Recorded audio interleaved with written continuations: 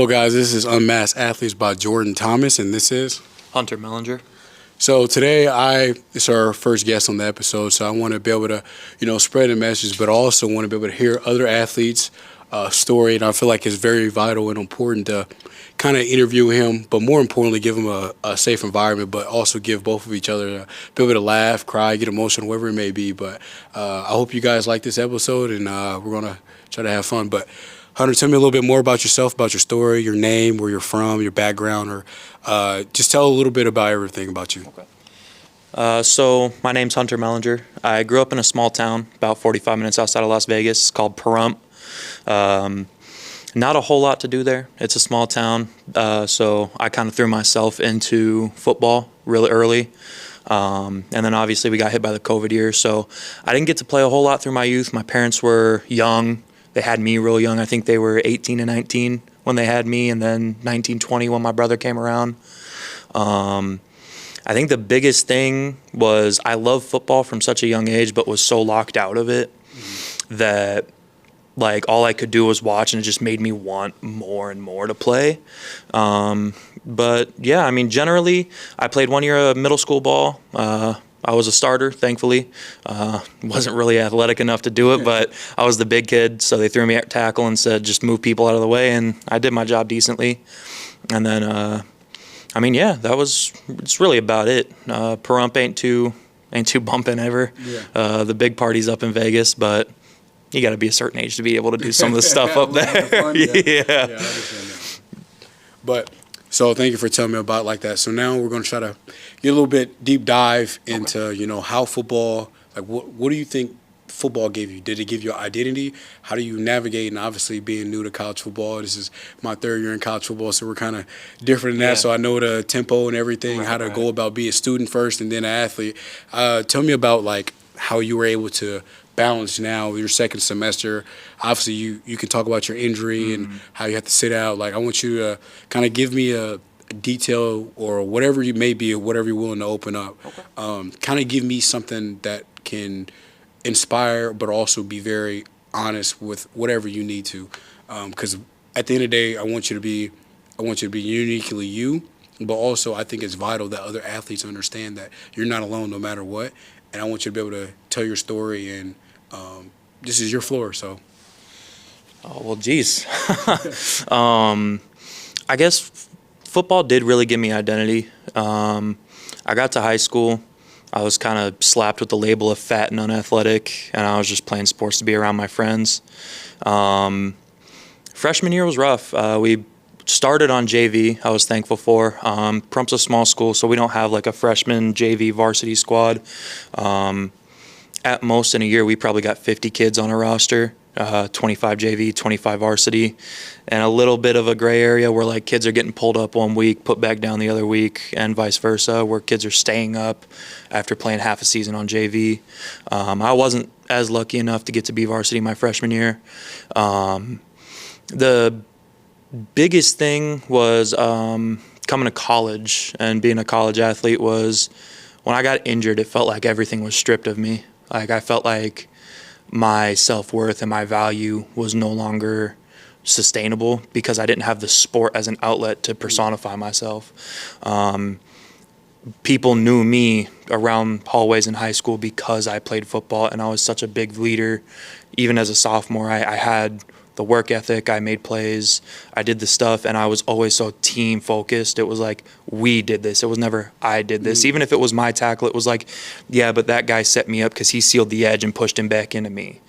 There were very few plays where it's like, I feel legitimately like, yeah, that was me. Like, I did all of that. I've always been big on like, oh, well, coach set me in a real good position with that specific coverage we're in or that specific line stunt we're in. It provided the linebackers the right run flow to bounce him right back into my arms and be able to take him down. Whereas having to stand on the sideline every day when I was in a pretty good position to possibly get some playtime reps as a freshman, which was huge to me because the coaches did such a big favor to me by actually believing in me when I got here day one. I kind of had to force my way into the scene in high school. I had to make it known that I was like actually gonna be an athlete here, and I wasn't just some fat, unathletic fat kid. Yeah. I had to make it like, hey, I'm here to do this. I love this. You're not going to put me on the side and forget about me. I'm going to be so good you can't. And then, coming in, Coach McCarty was such a big help. Coach Huberty was a big supporter. And then Coach Herron, even though he was only here for the first semester, he was such a big help because they all helped me develop pass rush ability. I could pass rush a little bit in high school, but I was a big kid. I bull rush a lot. Yeah. Whereas like up here, I know how to use my hands very effectively now in finesse move situations. I know how to spin. For reference, I'm 6'1", 6'2"-ish, 300 pounds. So physically I can spin, but it's not a great idea. Yeah. But they taught me how to do that and how to make it effective. And like, yes, it's a last-ditch effort in my tool bag, but it's there, and I'm able to do it effectively. Yeah. So just being able to come in and soak up so much in just 10 days, because that's all I got. Mm-hmm. All I got was 10 days before it was just taken. Yeah. And I think I was in a deep spot for a long time.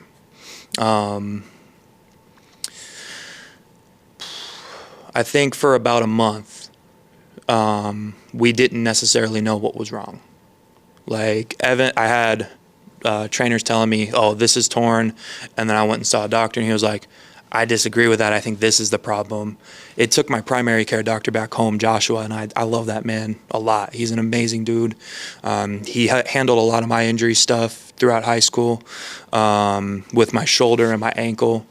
And I mean, when I sent him the MRI footage of my knee and like just all the general imaging, he sat during lunch breaks to look at him. And that meant a lot to me because it was like, I know I got people in my corner like my mom, my pops, my sister, my brother, my family in general. I got friends back home who were rooting for me because they didn't take the step to play college football like they had thought they would freshman year. They decided to take different routes. Mm-hmm. And I envy them a little bit for that because they didn't let football identify them so much, that they were okay with taking different avenues because they know it's not what they do that makes you who you are. It's genuinely who you are as a person. Are you nice? Are you polite? Do you hold the door for someone? Do you have conversation? Do you laugh? Do you cry? Do you experience a little bit of anger? That's what makes you a person, not your job title, not your position on the depth chart, not what sport you play and how effective you are at it. Correct. I feel like the biggest thing that I want to be able to, like, thank you for sharing again, like just by hearing your story, I do want to kind of give you your flowers for not a lot of people can talk about that on camera and like talk about a lot of things. So I want to commend you on that, but I also want to, the word identifying and identity, I feel like the biggest thing that as humans and athletes, we tend to think that football gives us things. The sport gives us. You give the sport more than what you get out of it. So I want to remind you and give you advice going forward as a person that's been in college for 3 years. One thing I learned was navigating being a student and athlete, the hardest part is you doing it. Because you get to. On my last episode, I even talked about you don't have to do anything. You're not obligated to do anything in life. You get to do it. So it's your choice to be determined what you want to become. Yeah. How you say you envy your friends because they had a choice. You had a choice as well, but you chose a different route from them. But also, it's faith-based. Mm-hmm. Oh, I would never have a conversation without talking about God. God put you in a position here. Exactly. And you're here for a reason. He didn't obviously want you to be injured by all means, but it showed growth. Of course. And that trials, tribulations, maybe you're a little down, maybe you're a little sad, but you even talked about it. Since you've been here, you learned so much. And obviously, like for me, football was it was an outlet for me to be able to express how I feel. Rather, like one of my teammates said something, they made me mad at practice or something. Like, I'm like, all right, I'm going to see you at practice. Like, we finna see what it is. We'll settle it there. Correct. And, like, I feel like now, like, that was a way for me to express. Now football gives me an outlet to truly, like, that's my piece. Mm-hmm. Like, I can go on the football field, run routes or do cone drills or whatever it may be, or in the weight room, exact same thing. But I think it's the ultimate team sport, for one. But it also showed me who I really am. If I get knocked back down, what you expect to do? Get back up. Constantly. Straight back up. But it also told me to be mentally here. A lot of people's perception about football is, oh, I got to be the biggest, I got to be the strongest. Yeah. I'm not the tallest person. I'm not the biggest person. I'm not the most athletic person. You're not perfect. But I'm God's child. God is perfect. I'm not perfect. But the whole point of what is why I'm telling you that is, we're the imperfection that we put in. It's all up here. It's about how you go about things mentally. I can be the strongest person in the weight room, but I can be a piss poor person. I'm gonna be like, you can be a poor teammate. If I drop a ball, what you gonna do? A lot of people put their head down, they clap, they punch the ground, they get mad at somebody. No, get back up. Next play. Exactly. That's mentally strong. Next play mentality. If you get a flag on D-line by either you're somebody holding you, all of a sudden you get mad, you grab their face mask. Who penalty that's going to be on? It's going to be on you. On you, right? It's always the dude who reacts because the reaction is bigger than the first incident. Correct. So now you have to be able to understand here. Everything in life comes from here. But majority, you got to think about what comes in here. Yeah. Your heart will always tell you the truth. Your mind will tell you a lie because your mind goes to certain different many places at a time. Correct. And it goes so many different places, and you start to really contemplate who you are. Who am I identifying as an athlete? We're football. You're more than just a football player because you have skills to be able to spread throughout your journey in your life. Rather, whatever you want to be in your life, it all comes up from here, but in here. And he's going to always tell you right. God's always going to tell you right. He's always going to be right. And when he's telling you, you feel it right. You feel it right here. It isn't enough. But who's it on, though? It's on you to do it. But you got to be willing to listen. Of course. But not just listen. You got to be willing to hear it. But hear it here. God will always tell you one thing. But are you going to listen to the other things that come in your mind? Yeah. Right?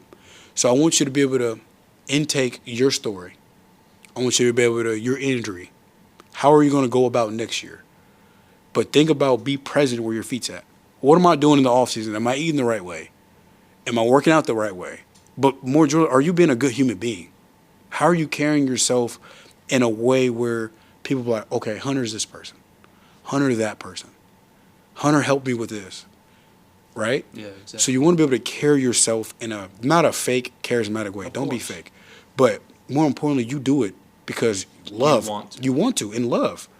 You do it out of love and spite because you've been in a low place. You don't know what people are going through, no matter what in life, right? But that's mental toughness. I can have the worst moment. My person I look up to most, besides my dad and God, is Deion Sanders. I heard one time he said, I don't have bad days, I have bad moments. Think about that. Let that sink in. I don't have bad days, I have bad moments. Because don't let one bad moment define your whole entire trajectory of the day, your month, your season, correct? So it's like, my point is you have to be willing to trust yourself. You got to be willing to love yourself through no matter what you're going through. You got to love yourself and sometimes be a little selfish and put yourself first. Because you can't worry about the outside crowd. Yeah. They're not allowed in your house. You're the only person allowed in your house. Yep. But when you start to allow the crowd to come in your house and this person think about me, how they like talk about the fatness or people only like you for this, you can't worry about that crowd. They don't know the Hunter. They don't know the Hunter like you know the Hunter because it's you.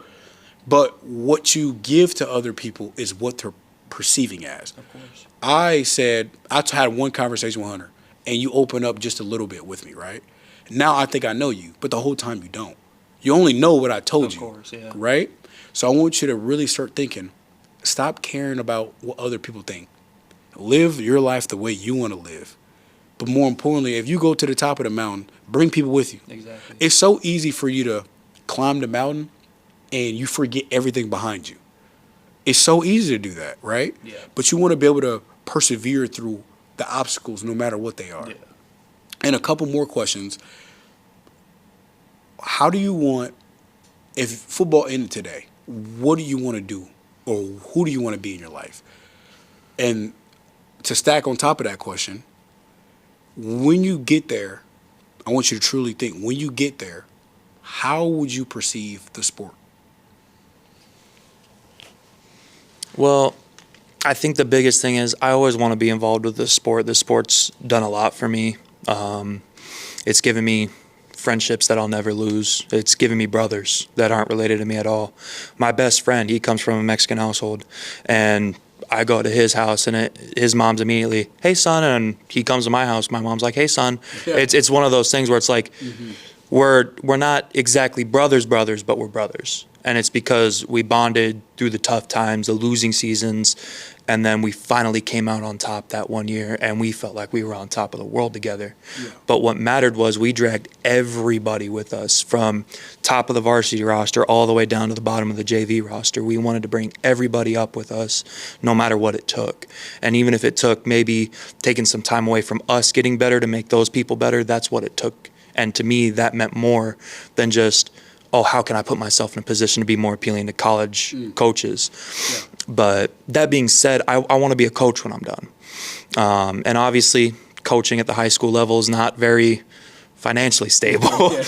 They make pennies on the dollar in today's standards. But my family's got a long history of law enforcement, firefighters, military personnel, and my grandfather, man's a jack of all trades. He's done a little bit of everything. He was construction worker. He did carpentry. He did woodwork. He's put up drywall. He's built enormous, beautiful buildings for restaurants. He's built houses. He's been lead contractor, lead security, head of security, and he's been on the bottom of the totem pole. He's been the rookie on the street as a cop. He's been the rookie in the security industry. He's been the rookie on the job site for construction. So it's one of those things where it's like, and my father, he's currently a juvenile probation officer, and the way he explained it to me was so big to me, because at a time through high school, you kind of get that, you see the kids doing the bad stuff, you know what I mean? They've got their hands on something they shouldn't have, and they bring it to school, and you're like, what a dunce. Like, why are you bringing that to school? There's no reason to bring that to school.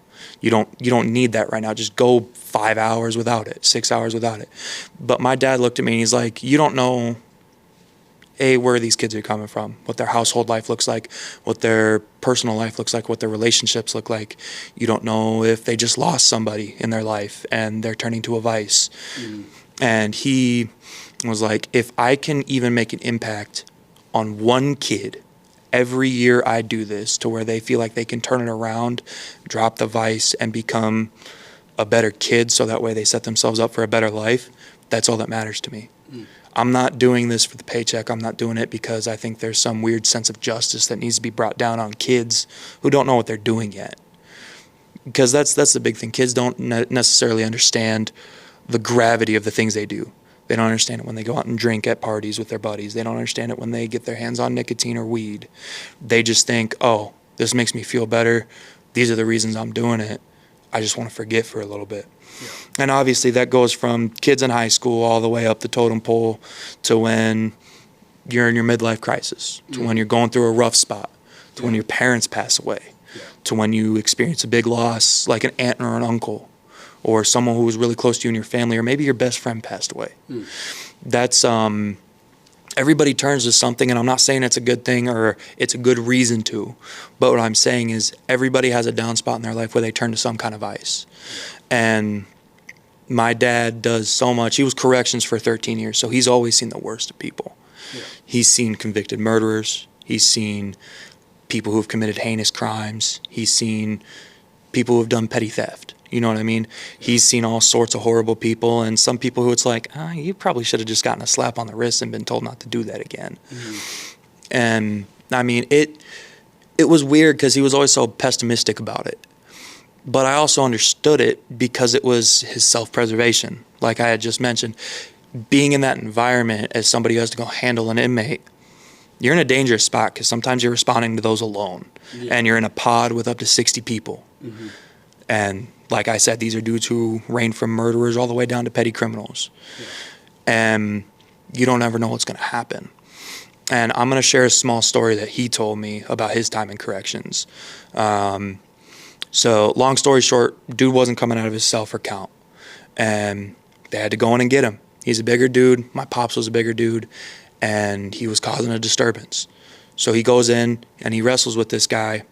Well, he goes for a takedown with his body weight, and he brings this guy down, but my dad comes completely down on his right knee, and he's a hefty dude at the time. He's a bigger dude, and that in itself caused some initial damage in his knee. But what made it worse is he brought down probably this 350-pound inmate right on it. he said in that moment he felt twisting and popping that wasn't natural, and he knew something bad happened, and he couldn't get up. So, and he explained it to me in such a wild way once I turned 18, because he felt like I was prepared to hear that kind of conversation about my pops. When a corrections officer is by themselves in a pod, it's already kind of like a little bit of blood in the water for sharks. When a corrections officer is in there by themselves and injured and looks like they can't move, it's even scarier. So he sees inmates kind of shuffling around, moving towards him, moving away from him, and he's like, this isn't good, because obviously he doesn't know what these people are going to try to do. Yeah. So at the time, they weren't allowed to carry any sort of handgun or tasers, so he whips out some OC spray and just airs the whole room out with it, and he does his best to get out of the room. Well, he gets out and he goes through and he goes and see a doctor. He tore 3 major ligaments in his knee, and I think partially broke the top of his tibia, kind of like that connecting joint between your meniscus and your fibula. Yeah. And, you know, he went through an athletic injury in such a wild place to experience that. And I think seeing his story is what's kept me going through my journey. Because I suffered partial ACL damage, partial MCL damage.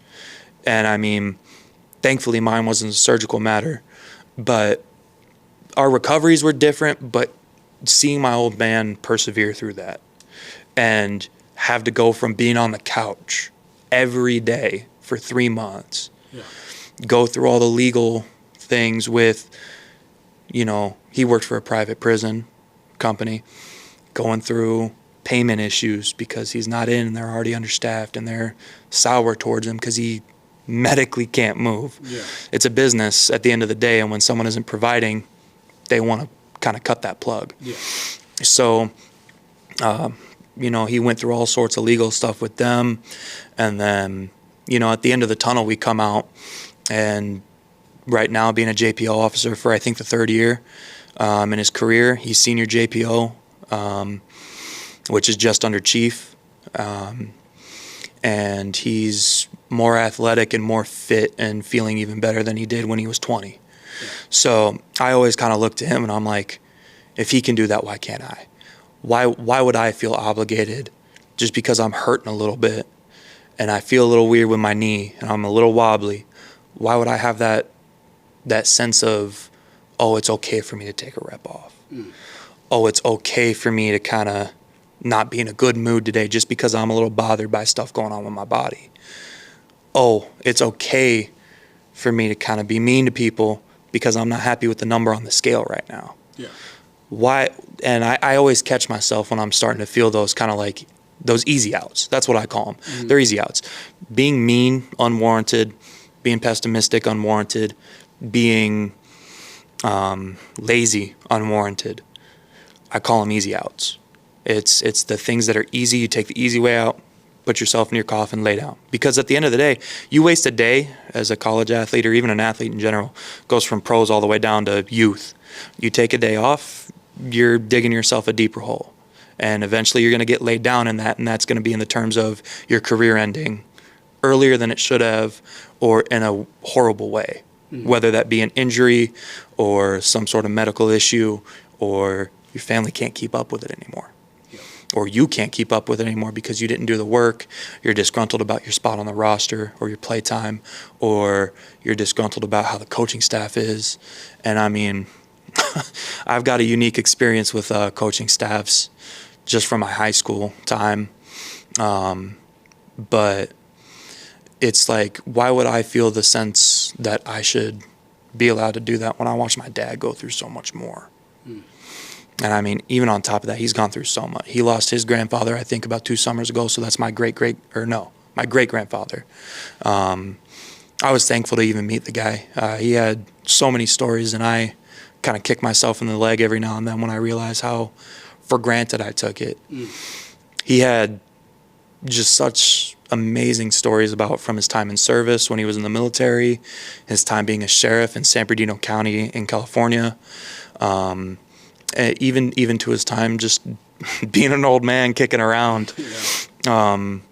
Just hearing stories from him was something that meant so much to me, and I wish I would just go and see him more. It's kind of like that song, 5 More Minutes, at the end where he's like, my grandpa said there's angels in the room. I wish that I didn't have to be the guy who asked for 5 more minutes. I wish I could have been content with that. He's lived a long life. He's lived an experienced life. But most of all, he made the most of every day.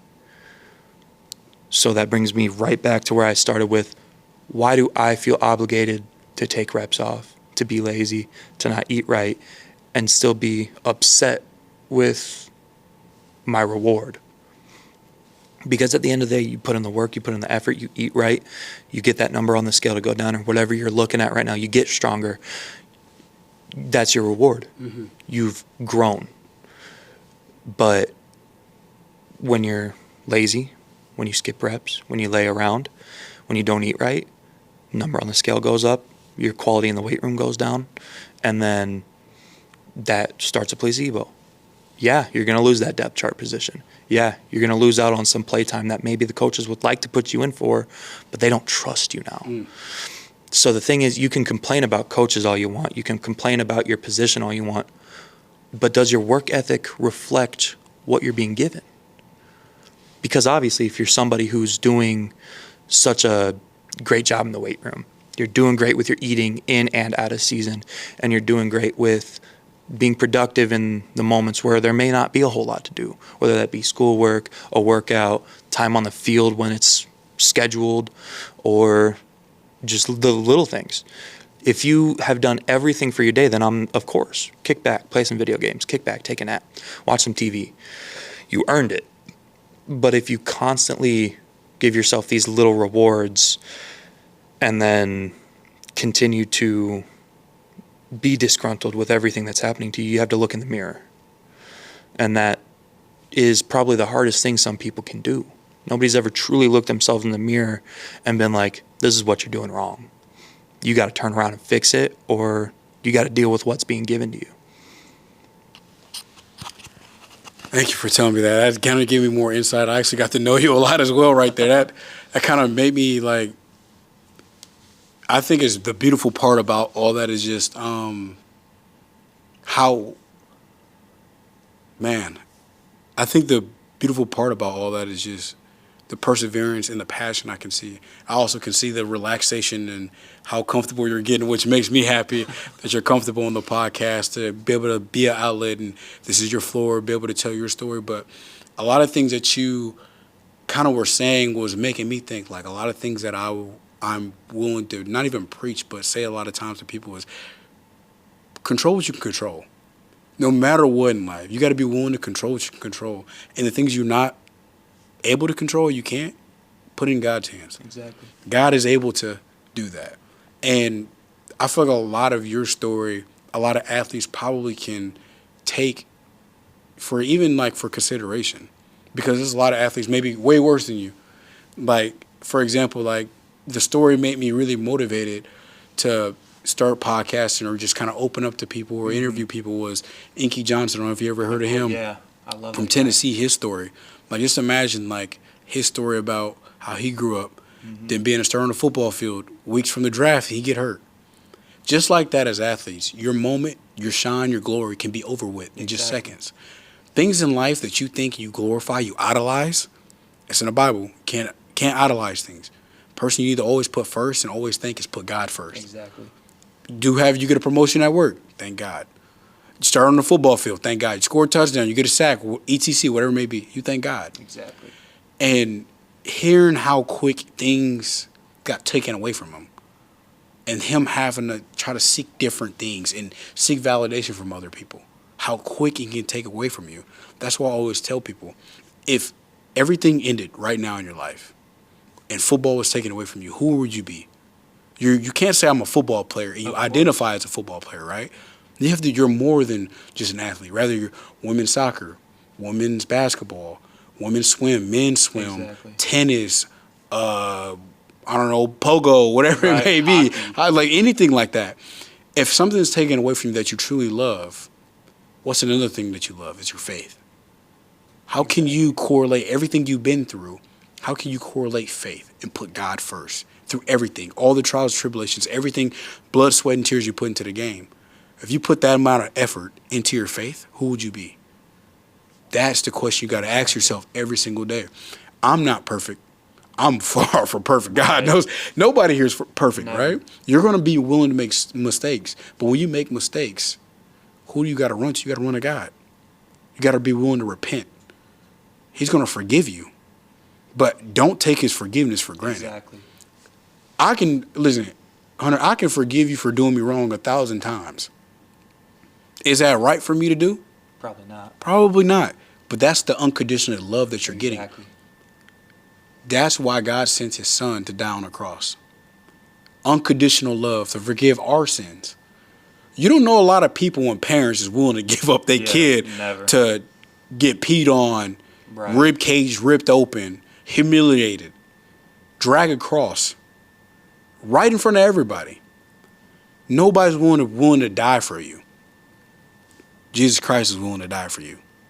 So no matter what you go through, you always got to be willing to put God first. Thank him. Wake up in the morning, you pray before you eat. Whatever it may be, you always thank God. And I always tell people that people have probably watching this that isn't a person of faith. I just want to formally tell you, no matter what obstacle you do, I'll always say this. And a lot of Christian people or people of other faiths, they might be like, he's completely wrong. Okay, it's my opinion. I really don't care about yours, and be real. You have to become a doubter before you become a believer.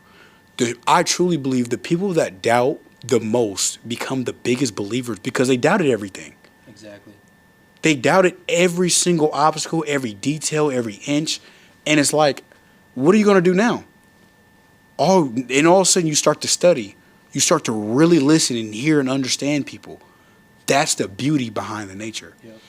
That's why I always say you cannot identify as something that you truly aren't. We're all children of God. But do we treat each other like that? Am I willing to hold your hand when you cry? Am I willing to hold you when you cry? I know your senior night. I remember my senior night in football. You probably remember when you lost, you couldn't make the playoffs or whatever it may be.